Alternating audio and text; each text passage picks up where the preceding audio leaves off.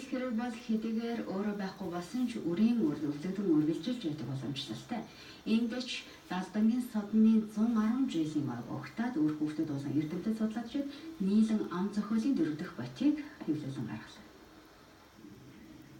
Далдангийн сод номын 110 жилийн угтаад өөр хүүхдүүд нь аавынхаа хийсэн уран бүтээл болон аман зохиолын батийн 4 дахь батийг хэвлүүлэн гаргалаа.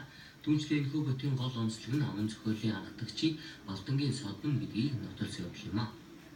За Содомгоо анх хэвлүүлсэн Чингисийн 92 захлын тууч гэдэг туужийг олон нийтэд анх өртөө болгож ирсэн 30 оных нь хэвлэлийг бид нэр Монгол хэлээр нь хэвлүүлсэн. Энэ бол Чингисийн хааны 92 захлын нь англи хэлээр орчуулж хэвлүүлсэн үзмээр эрхэлж хэвлүүлснээр байж байна.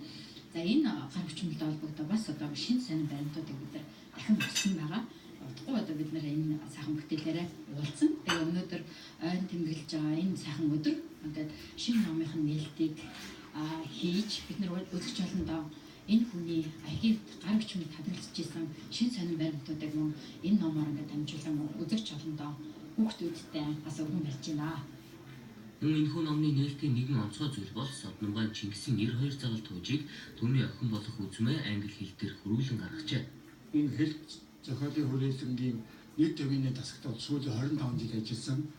25 жил ажиллахдаа бүх салбарын нэр томьёо бол ер нь удирдах гаргасан улсын комиссын дарга байсан байна.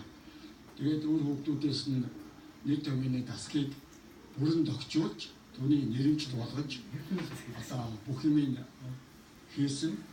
Тэр таймны очиж таав нь хараад ойлгох хаа.